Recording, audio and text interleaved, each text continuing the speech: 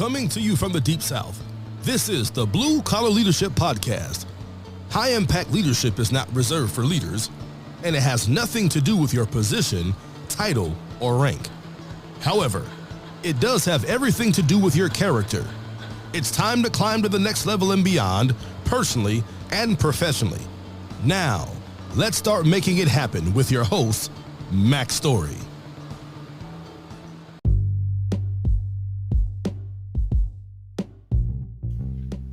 Hello, everyone. Thanks for stopping by the Blue Collar Leadership Podcast today. I'm excited today because I'm going to introduce you to someone I met recently over the phone, Mr. George Estioko. And George works in the Kern County oil fields in Bakersfield, California. Bakersfield is just a little bit north of Los Angeles. So he's out there making it happen on the front lines. George works in the blue collar industry, obviously, and he's making it happen literally from the front lines. He don't have 1,000 people reporting to him. He'll tell you about he's got a small team that he works with. But what's cool about George, the reason I want to introduce him to you today is he called me about 2 weeks ago on March the 12th. I'm actually recording this episode on March 23rd. So it was only a couple of weeks ago, Rhea and I were speaking. We were up in Boston, Massachusetts, and speaking on March 13th. But George called on March 12th. We were actually just driving around, checking out the area, and we were out actually driving to Cape Cod. And George called. I'd never spoken with him before, but he was really excited to share with me about his leadership journey and his personal growth and transformation and how he was gaining influence. And he was also interested to speak to me about learning how to actually conduct a book study because he never had done it, and he'd been listening to my podcast, and he decided he wanted to try to lead up in his organization from the front lines up the org chart, and that's what he called me about. But he told me a lot of cool stories, and I said to myself, I was like, I got to get George on. He's one of the folks who actually does what I talk about all the time from the front lines. You know, I speak to CEOs and business owners, and I also speak to the guys on the front lines doing the work, making it happen, and everyone in between. And George is out there on the front lines making it happen, but he's doing it as a leader. And if you've listened to me long enough, you know I teach leadership is influence. What's cool about George is he's developing a ton of influence at home in his personal life. He's making progress, and then also at work in his professional life, and he's got some cool things to share with you. So I want to go ahead right now and introduce you to George Estioko.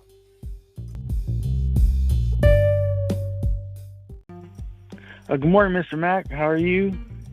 I'm doing great, man. Where you at today?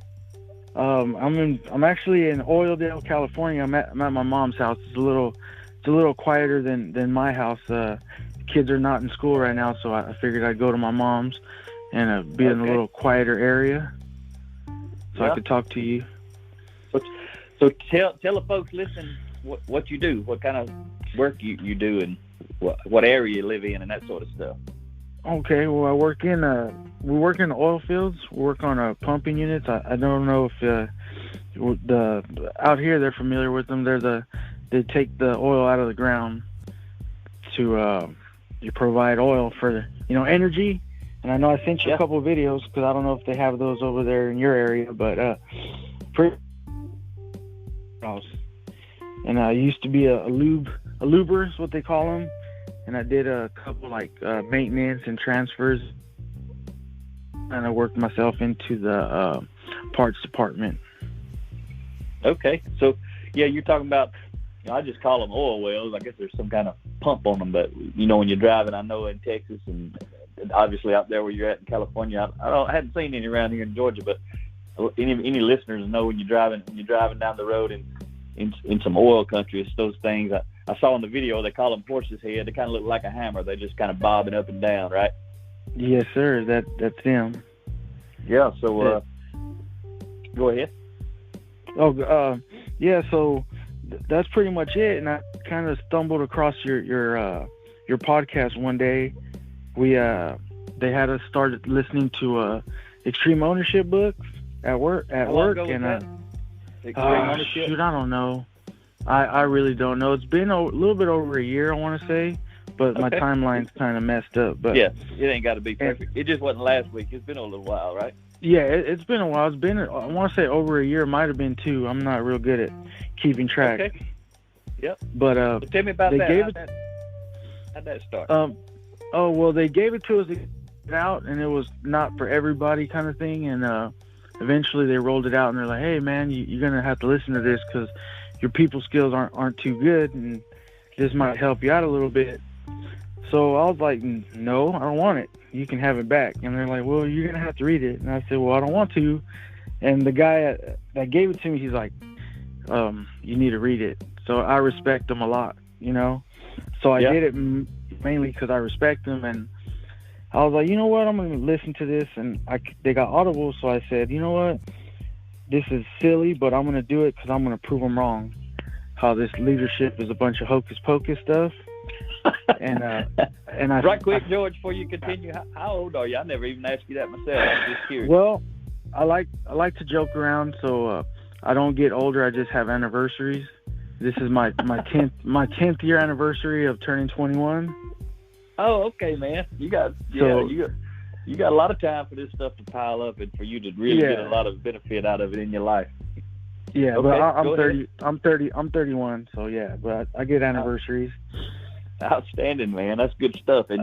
And you're pretty much, no one reports to you, right? Yeah, I got there's 2 guys that I don't say report. You know what I mean? We're a team. I kind of like what's it called? There used to not be a boss kind of thing or somebody in charge, and we had work together. You got a team. Yeah, and so I've never liked that kind of thing. I think somebody should get the brunt of the in troubleness, if you will. But I told the guys, I was like, hey, so we're a team, but you know, it's I'm the one. If something bad happens, it's my fault, kind of thing. There you go. And You're leading. This was before my whole leadership journey, kind of thing. Yep. So I did appreciate, you know, I think a couple of the stuff I'm learning, but a couple of things I kind of did have with me. So it's kind of cool. But that's awesome. You didn't want to be a boss from the beginning, just like me. You wanted to be a leader, but you didn't understand what that was. So let's go back to you started listening to the audio on extreme ownership. Yeah, so I kind of cheat a little bit. So the books, I was falling asleep, you know, so it's kind of slow, and I noticed you can speed it up. Okay. So I went to I call it 2 miles per hour to the 2.0 setting, and I started listening to it, and it's one of the things I don't know if I doubt you listen to rap music, but 50 Cent in one of his songs, anymore. he says, 50 Cent, he says, I know I talk fast, but if you think a little fast, I don't have to slow down for you to catch up. So I kind of thought of that, and I slowed my brain down, and I started sped it up, and I listened to these books, and I was able to knock it out in I think 2-3 days, and just listening to it super, super fast, and I did get a lot out of it, which was cool. And I started sharing with people like, hey man, this is really good. And they're like, no. And I was like, man, I'm telling you, it's good. And one of my buddies, he read it as well, and he's like, hey man, this is wrong. This whole ownership thing, that the book is wrong. The extreme ownership, it's got a lot of defects. And I told him, well, with all due respect, you're wrong, right? And then the second book came out, and it kind of says, you know, it's cool. It talks about how they kind of misled, and that they kind of right their wrongs, and they did the dichotomy of leadership. So I had to apologize to that guy. Yeah. For saying that he was wrong. So you wasn't on board when you started listening to it, but as you listened to it, it made sense. So you had to kind of change the way you were thinking about it. Yes, sir. I had to kind of. So time goes on, and then somebody asks you a question. It's how you discovered me, I guess. Somebody asked you a question about how do you get someone else interested. His name is Sam. He's real big into Audible stuff, and he'd always tell me like, hey George, you need to listen to Audible books. And I tell him, no dude, you're a nerd, I'm not going to do that. Right. And when I did the extreme ownership, I kind of, like I said, I just went book after book. And one day he says, we had this guy, his name is, we'll call him Bubba. I don't know if he's comfortable with me saying his name, but he'll know who he is. Okay. He was hurt, and he was working with us. And Sam tells me, he's like, hey, this guy, he's a really hard worker, but I don't think Bubba's into leadership stuff. How could you get him into listening to these books? And I was like, you know what? I don't know. And I don't care to know. And so I get home, Mr. Mac, I don't know, something was bothering me.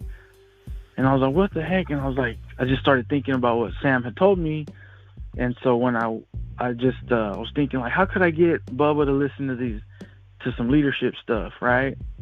Yeah. And I was like, you know what? He's a blue collar guy. And that was it. I just looked it up, blue collar leadership, and there was Mac's story. And okay. I started listening right there. I want you to tell it like you told me the other week when you called me now. Well, I know I'm super long-winded, so yeah, I remember. No, that's good. I started listening, and I was like, man, you got me with the how you start. The blue collar leadership's been overlooked, and all that stuff. Yeah. And I was like, man, this is really good. And then you started talking, and I was like, what the heck? What does this guy know about leadership? He doesn't know nothing about leadership, but I'll keep listening. And I started listening, and I was like, what? He sounds like Forrest Gump. And I love that. So, and that was the thing. I was like, man, you got to listen to this guy. He sounds just like Forrest Gump. And I started listening. And I don't remember what episode it was, but I started listening to random episodes, and then I started it from the beginning, and I started sharing with people. I was like, hey, man, check this out. And it took a little bit, but the more I listened, the more I kind of like, man, this is great stuff. I got to share. This is too good not to share with somebody. That's awesome. But you really, my podcast actually got you very interested in leadership. You already interested. That's why you got through Extreme Ownership and the Dichotomy of Leadership, or Leadership. I forget the name of the second book. I've read it, but the second book by Jocko Willink, and then you ended up finding my stuff. But you told me the other day, how many of my episodes have you listened to? I listened to all of them. I listened to.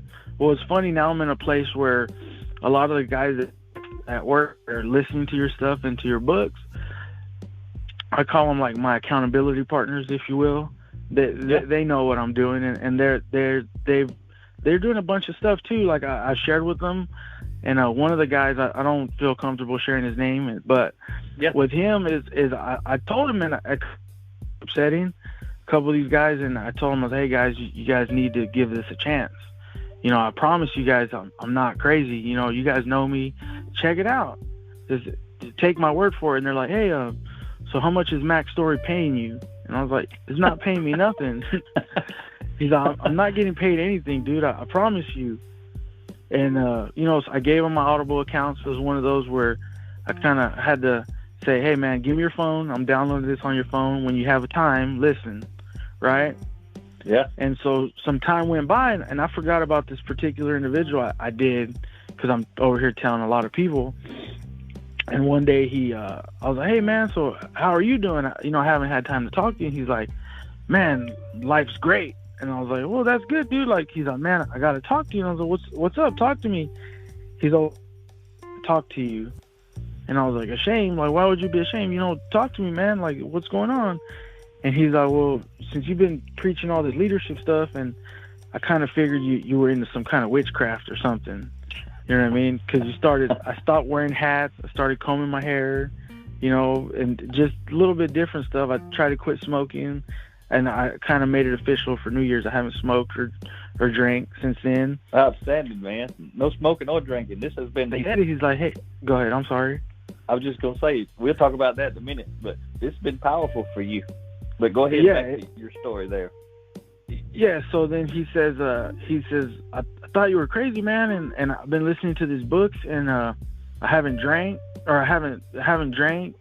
He's I was able to spend more time with my family. I don't get mad as I used to, and things have been going good. I've been able to save over $600 a month just by not stopping at the store. I'd stop at the store and buy some alcohol. I was gonna go buy me a beer, right? But I figured, so my wife won't get upset, I'll buy the kids, some snacks and whatnot. And so I don't do that anymore, and I saved over $600 a month. And wow. I won there. That's one of the guys. Yeah, it's powerful, and a lot of the story you're sharing, as we talked a couple of weeks ago, that's kind of what happened to you is what happened to me in 2008. I discovered leadership stuff because someone gave me a 1-hour audio and launched me like a rocket. That's what's happening to you. And for my listeners, that's why I wanted to invite George to be on the podcast, because he's getting results. Just like you said a moment ago, George, so many people, that don't really dive into it and get into it deep enough, and then they don't believe it, and they don't apply it, and they don't get results. A lot of those folks, because Rhea and I speak all over the country, and a lot of times we don't get to speak to people but once, and then we're off somewhere else, and hopefully they go into the books that they've got. But a lot of people think, just like you said, they think this is a bunch of hocus pocus stuff, warm and fuzzy, don't really work. Somebody's trying to manipulate me. But different, don't you? Yes, heck yeah. Well, I know I kind of forgot about this one. One of these other guys, his name's Roger, right? He was kind of one of the first people that I shared it with him, and he started listening. And he calls me one day and he said, "Hey man, how did you find this podcast?"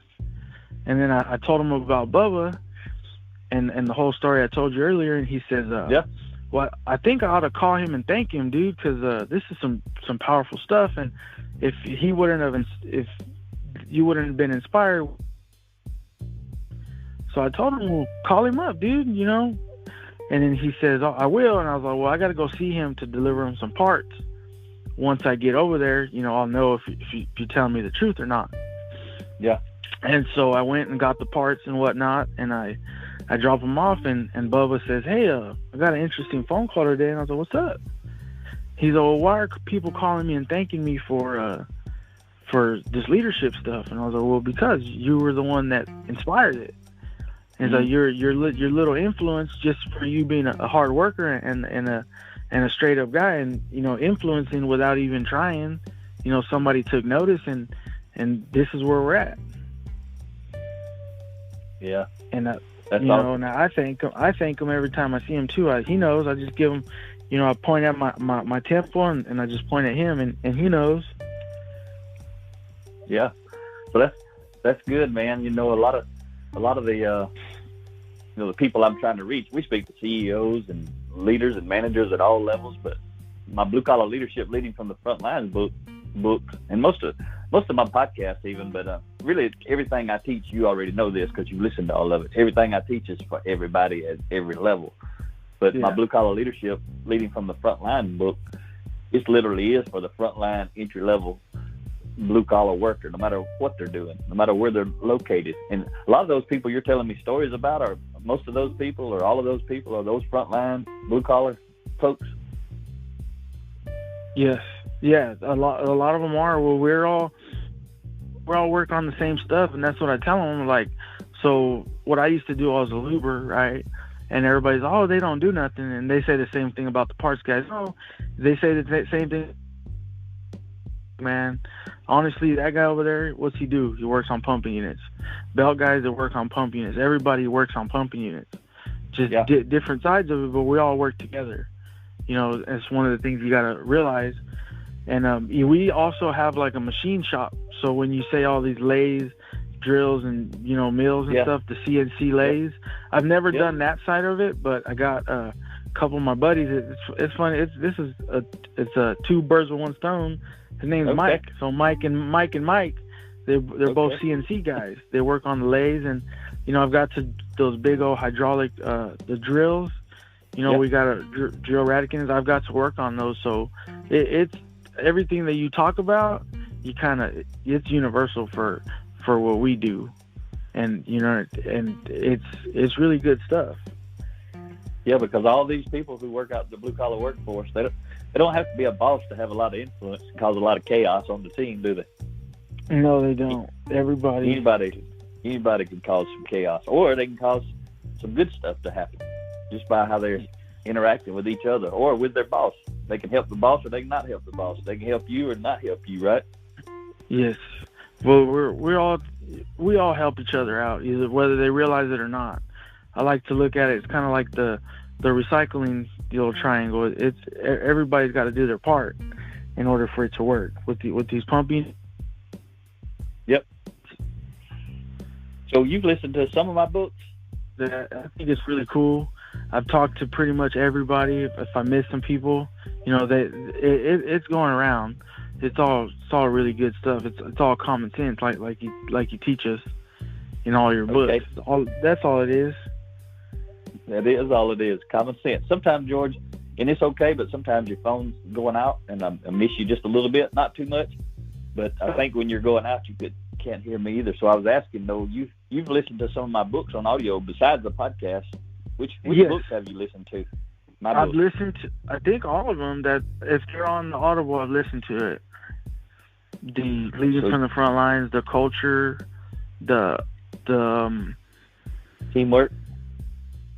One of the reasons that I got turned on to that too with the Kaizen stuff is because we had a lean guy, and his name's Jim. He came. He's a consultant, and he came to KBA and started teaching us about dang it, I forget what it's called.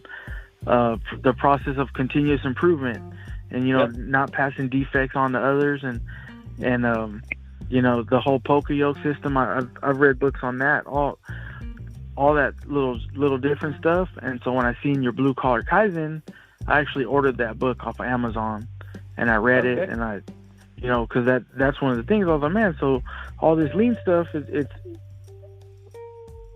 but it's the people skills and the whole leadership side of it that we were missing. Yeah, it's powerful stuff. And George, you just getting warmed up, man. That's why I told you before. Your future is changing so much you don't even understand what's coming. As long as you don't stop, that's the key. And I think you done figured that out. That's why you hadn't stopped. But tell me as you got into my stuff, what did you actually start changing? What did you start doing different? It sounds cool to hear the stuff, but it's cooler to hear somebody who heard it like I did and then went and did something about their life. Yeah, well, I'm still a work in progress, right? I know I get it. I got one of my buddies, his name's Jose. There was like a little thing I kind of wasn't being real leadership-ish, and I kind of flew off the handles a little bit because my people skills are not all there. But that was not real leadership of you. You're kind of slipping in your ways. And I was like, hey, man, you know what? I'm sorry, and I apologize. Man, I apologize. I shouldn't be acting like that. And he's like, hey, man, that's the ownership part of it. And I was like, yeah, well, you have no. I got a little upset. That's not your fault. That's my fault. I needed to, watch the way I talk. And overreacting, that's not good. And I always remember that, what you say, when get furious, get curious. Start asking some questions. There's no need to lose your. And it happens. I know. I'm kind of. Yesterday, I talked to one of the guys that he's on the negative side, and I talked to him this morning, and he told me, he's like, hey man, I'm gonna listen to the podcast. Yeah, give me the Audible accounts, and I'll start listening because I like what you're doing, and I appreciate it. Because I one of the things that I've been telling people is like, hey man, I work here just like you. Where I work at, it's my first real job. I used to work under the table and blue collar stuff, and I've been mistreated kind of thing. People say, they used to tell me like, hey man, you're doing good walking on flat ground. I can't do your thinking for you, kind of stuff. So I know what it's like. We're all blue collar people, and it's just the way you treat people. There's no need for it. Just the response, it might not be what you want to hear, but we can all get better. You don't have to get sick to get better, right? No, man, that's good stuff. You eating this stuff up, George? Oh, I'm telling you, it's working. I know. I'm having fun with it for the most part. Well, not for the most part, for all of it. I talked to a lot of people. I take advice from a lot. Yeah. We've been through a lot of stuff through the company. I know a little thing about Bakersfield, where I'm from, that I like to compare it to where I work at now, is everybody complains about it, but nobody wants to leave. We're all still here. We're all still there. We still show up to work. If it was as bad as you think it was, you wouldn't still be here. You know, our leadership needs to develop. Need to get. And if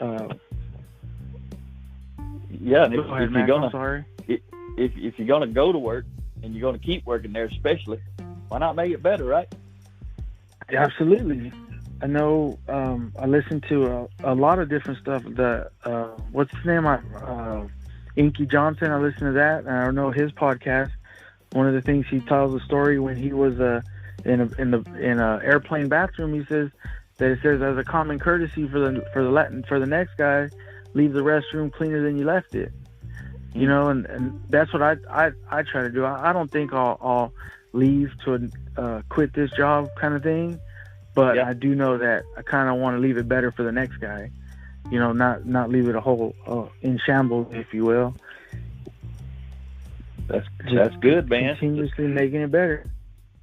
Yep. And you talked about some of the changes you made. What all changes have you made, and are you working on just in your personal transformation with you? You're just George. Yeah. Well, I'm trying. I still struggle. I'm trying to not cuss. I know you say the word profanity. I try not. I catch myself. I know drinking. I haven't even smoking. A bunch of the guys that they know, I'll be like, hey man, let me get a cigarette, and they're like, hey, you can't have a cigarette. You've gone too long without a cigarette to get a cigarette. So I'm not gonna give you one. And I was like, all right, man. Well, thank you. I appreciate that, because I kind of messed up on my supervisor now. I feel bad for that guy. He quit smoking, and I kind of like, hey, come on, man, let's smoke a cigarette. You can't leave me hanging. And he's all right, man. He'll smoke a cigarette with me, and I quit, and he's smoking, so I kind of feel bad. And we can have negative influence just as easy as we can have positive influence, can't we? Yeah, but that guy, my supervisor, Aaron, he's been listening to your books and stuff. I know he did Demystifying Leadership. He liked it. It's one of those where people are like, oh, I don't have time. And he told me he finished it. And he's like, man, I finished it. At first I was like, 7 hours, that's a lot of hours. And then finally I finished it. Yeah, he did the big one. And he's like, man, dude, I learned a lot of stuff. It's all common sense stuff, but you never think about it like that. I know another book that I use is, what's it called? The Earl Nightingale as a man, or no, James Allen As a Man Thinketh. Oh yeah, that's powerful stuff. Yeah, that one gets people's wheels turning a lot. The Earl Nightingale, The Strangest Secret, man, that's some powerful stuff. And all this has happened to you in the last couple of years. How long ago did you discover my stuff? Must have been a little while, but you sure haven't listened to a lot of it. Oh, I've listened to all of it. I got to do like some refreshers on stuff constantly, because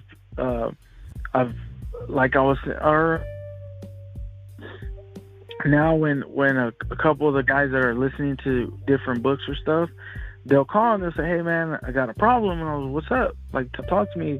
Well, I'm going through this and this.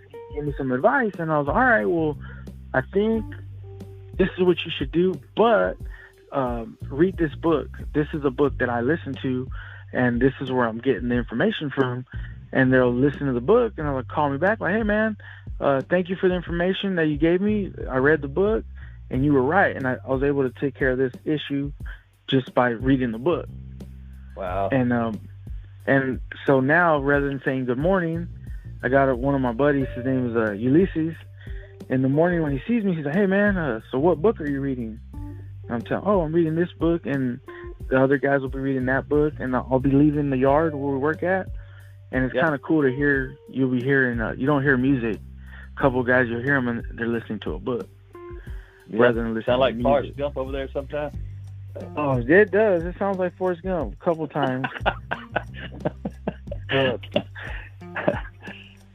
So I got a good question for you. I want you to help me lead the leaders, the bosses, the big dogs sometimes that listen to my podcast. I know they're out there, and I meet a lot of people, George, all over this country, and this is what I hear them say a lot of times.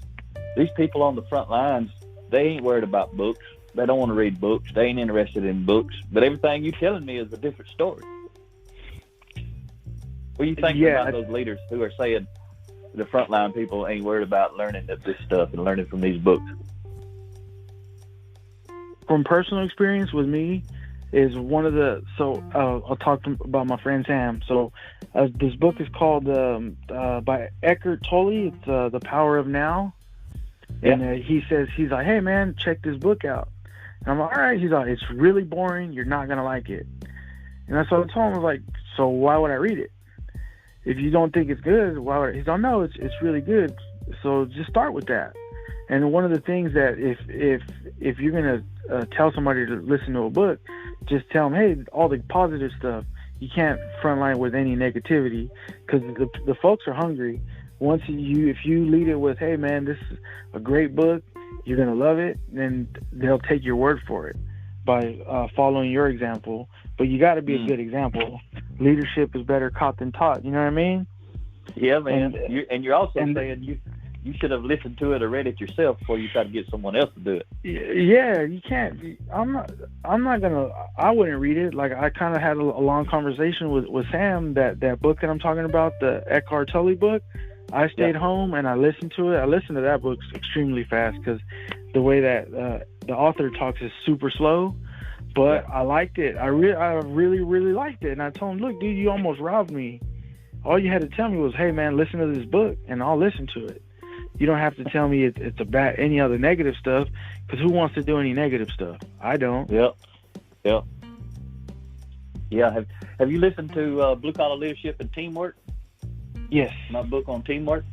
Yes. So you know the chapter where I talk about being present. You know, mind the goal and dump the dirt. Yeah. Yes, sir. That's what we all need to do, ain't it? Yeah, you need to go looking for. I just read that book, the John Maxwell book.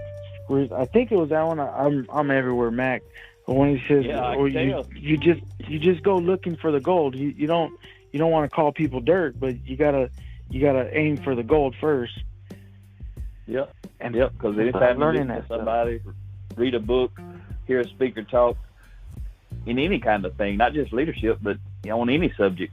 A lot of times they're telling us stuff that maybe we already learned or we're not interested in, and that's what I call kind of the dirt. It's not valuable. It's not invaluable stuff to everybody, but it's invaluable to me. But what I've got to be doing is looking for the gold. What is the nuggets that whoever's talking or whatever book I'm reading through, what is it that I actually need? And that's what we're hunting. Always hunting the gold. Oh, absolutely. And I noticed that. Go ahead. No, you good, George. Go ahead. Well, I noticed that too. Like all the stuff. Like, I know I'm listening to your stuff, Les Brown stuff. Inky Johnson, Eric Thomas. A lot of the stuff that you guys are talking about, it's all the same stuff.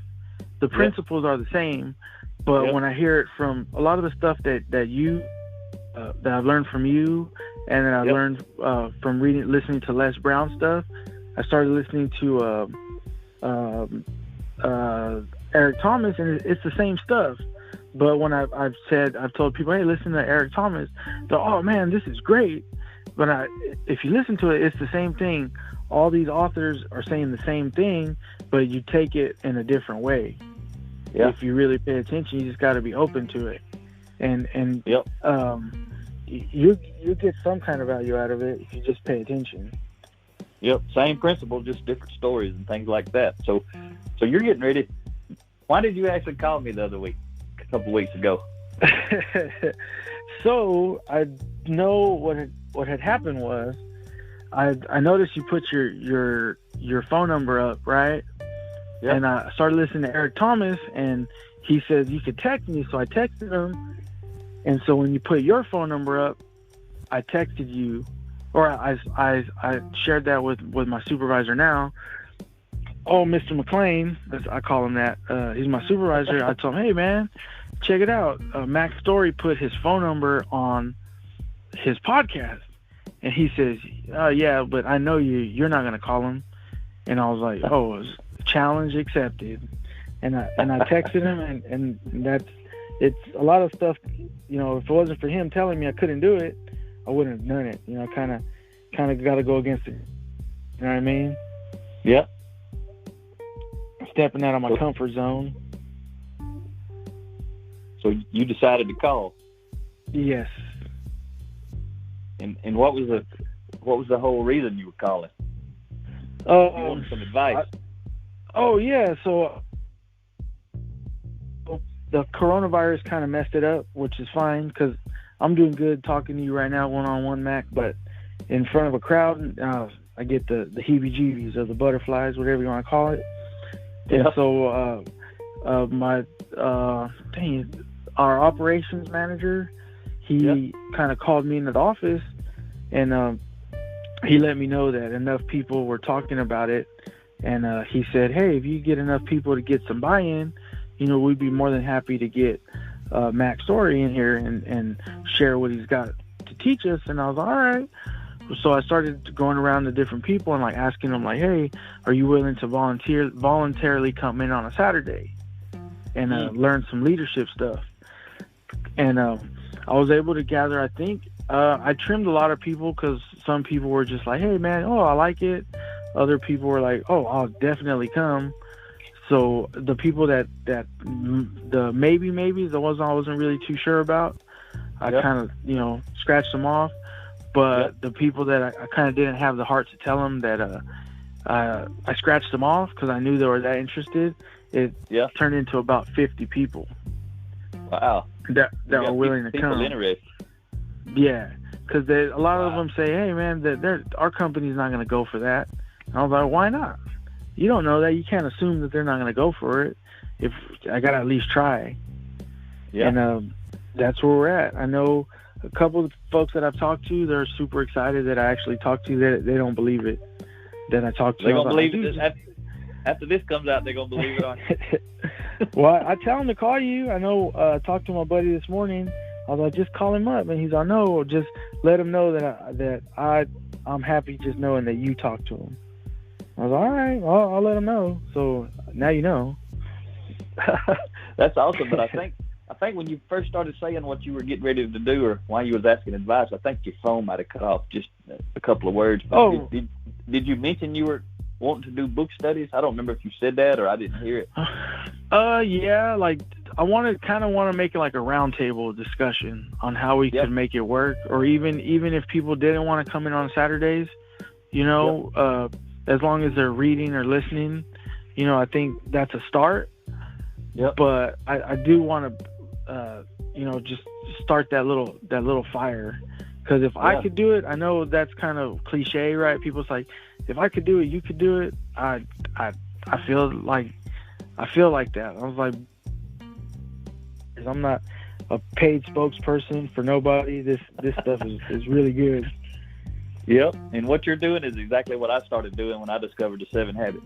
I had company. I remember one company. I got them. They probably bought all total between the 7 Habits books and other books that they bought that I recommended. But they probably bought 2,000 books. I know they bought probably 1,200 of the 7 Habits books. I hadn't written any books at that time, but I was influencing them. I was sharing it with everybody, just exactly like you're doing.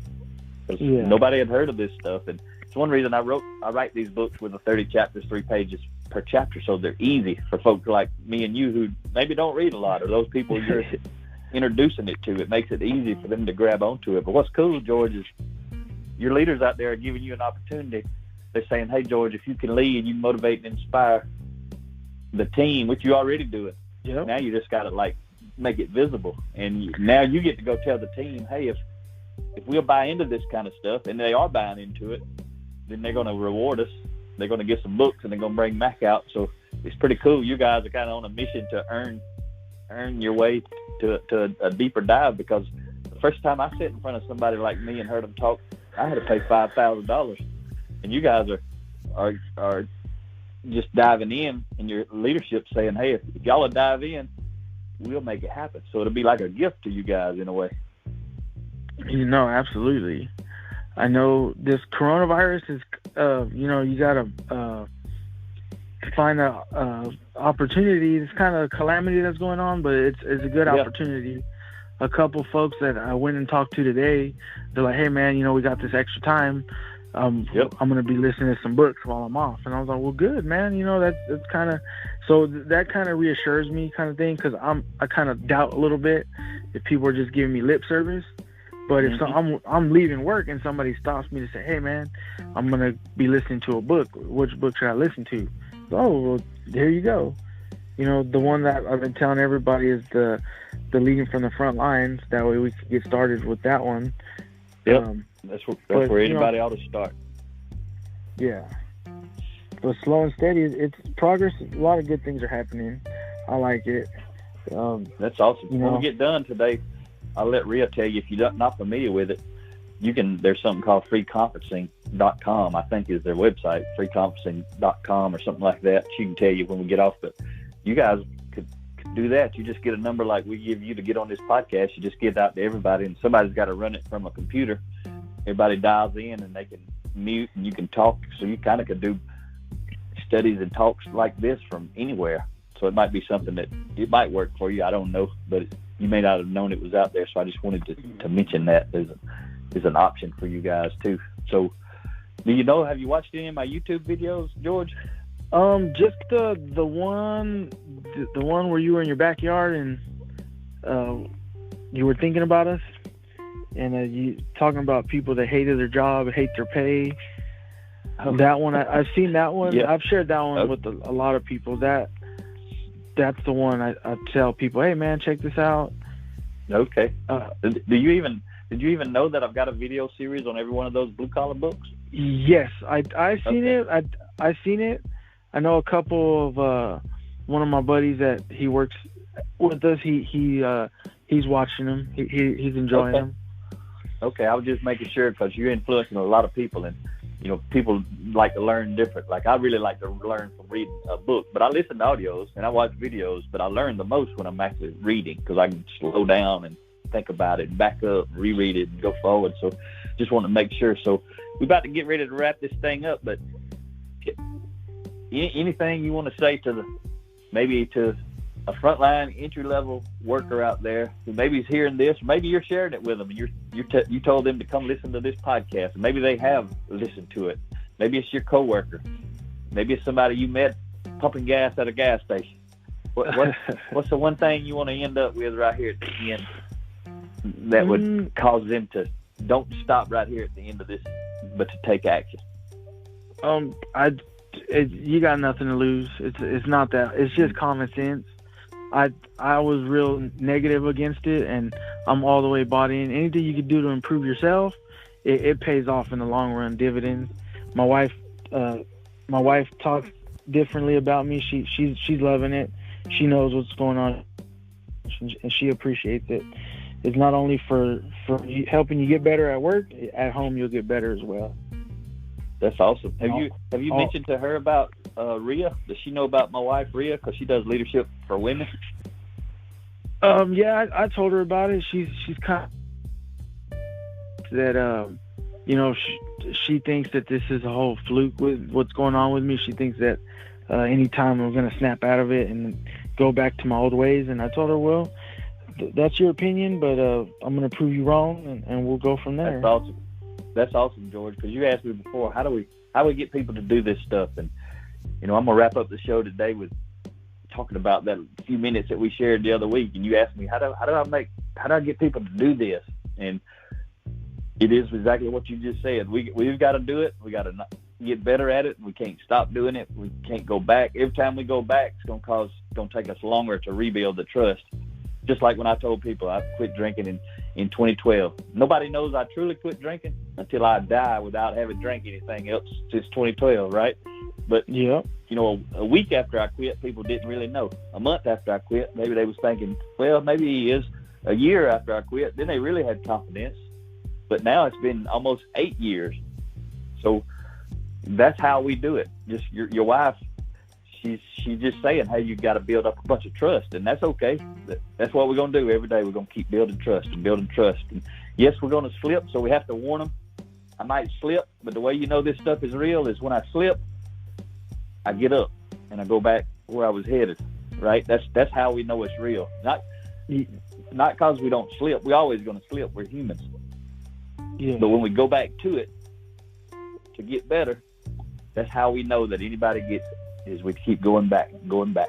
So, George, I really appreciated you being on the show and sharing from your heart. And I'm excited. I can't wait to hear what the future holds. And that's my return on investment with you. I always tell people who talk to me, that's how you repay me, is send me emails, send me texts in the future, is positive things happen in your life and that kind of stuff. So I can't wait to see and hear, man, because you're just getting warmed up. I was nearly 40 years old when I discovered this stuff, and you just close to 30. You got a 10-year head start. Just imagine. Yeah. Well, I know you say you wish they'd have gave it to you in 1988. I was born that year, so I don't know if you remember what you were doing then, but I was a baby. I was causing a lot of trouble. I was causing a whole lot of trouble.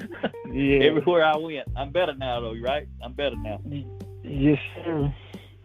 All right. Thank you, George. I'm going to wrap up the show right here. It was a pleasure having you on. Thank you. All right, everyone. Hope you enjoyed today's episode. Talk to you next time.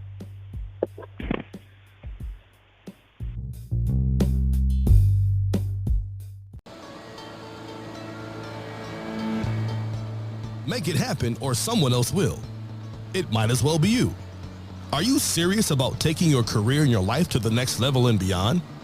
Check out Mac Story's Blue Collar Leadership series books and others, now available on audio, along with paperback and ebooks at Amazon, iTunes, and Audible. Please visit bluecollarleadership.com to learn about Mac's books, programs, special offers, certifications, and more. Thank you for listening to the Blue Collar Leadership Podcast.